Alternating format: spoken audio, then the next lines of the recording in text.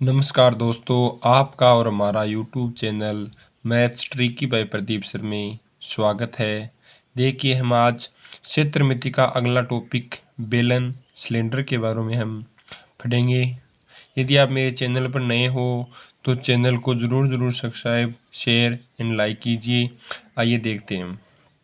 बेलन सिलेंडर देखो, बेलन में सबसे पहली बात ध्यान से देखिए कि जो बेलन में जो आपको आकृति दिखाई दे रही है, जो आपका ऊपरी सिरा और जो निचला सिरा है, ये किस आकृति की है? ये वर्ताकार आकृति की है।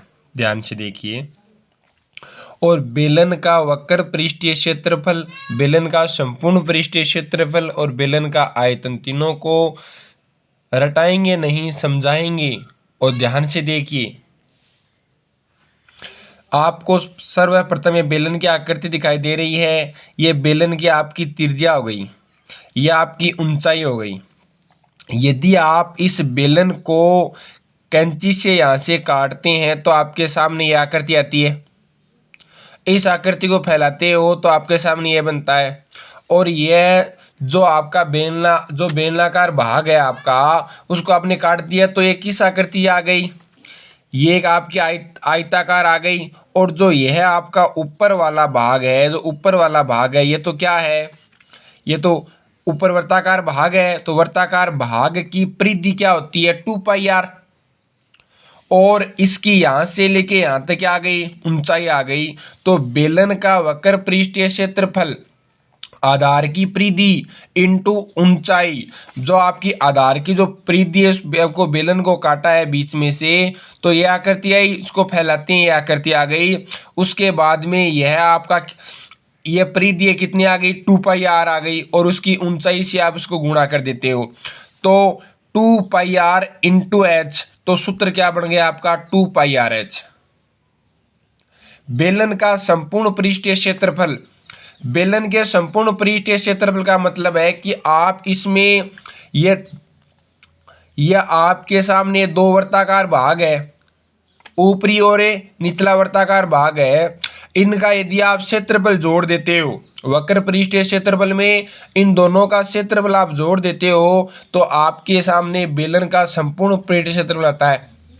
वक्र पृष्ठीय क्षेत्रफल 2πrh into 2 into πr square, वृत्त का क्या आ गया? क्षेत्रफल आ गया। जो वर्ताकार भाग है उनका क्षेत्रफल आ गया, तो आ गया 2πrh प्लस 2πr स्क्वायर। इनमें से 2πr कॉमन लेते हो आप, तो यहाँ पर तो h बचता है और यहाँ पर क्या आता है? r। तो आपका सूत्र क्या आ गया? 2πr कोष्टक r प्लस h या h प्लस है r।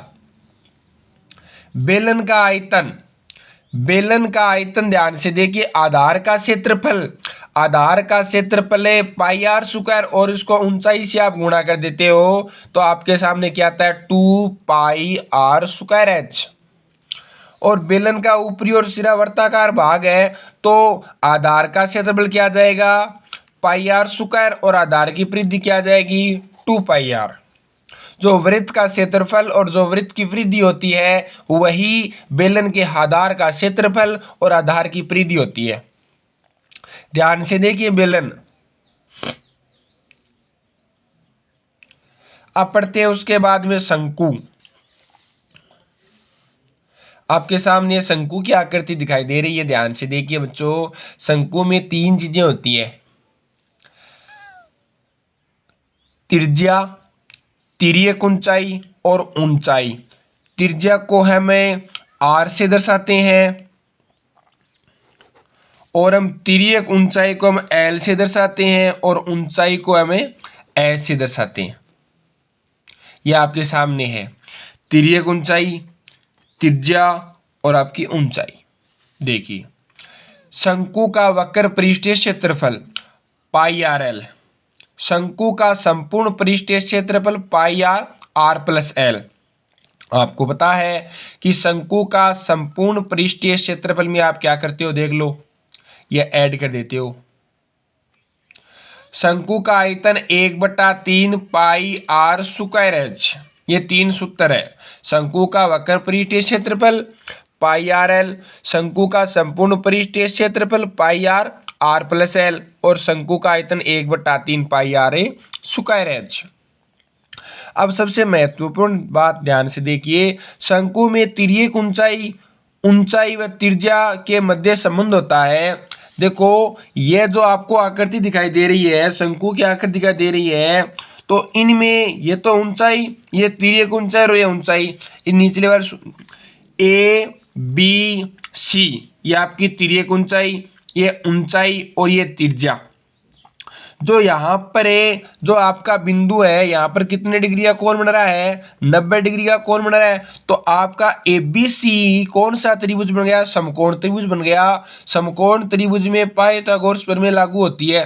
समकोण त्रिभुज एबीसी में पाइथागोरस प्रमेय, लंब का स्क्वायर प्लस आधार का स्क्वायर और बराबर कर्ण का स्क्वायर।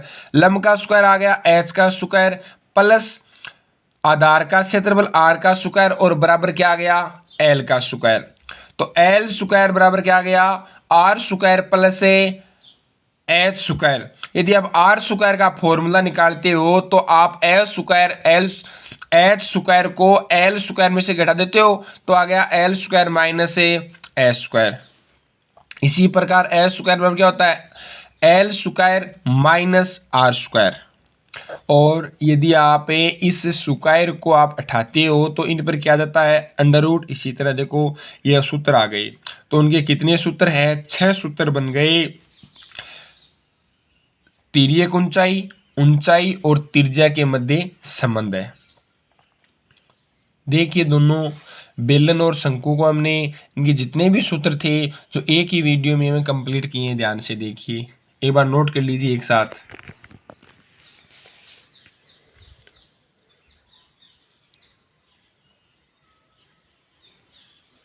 यदि आप मेरे चैनल पर नए हो तो चैनल को शेयर करना और लाइक सब्सक्राइब एंड शेयर कीजिए दोस्तों। Thank you.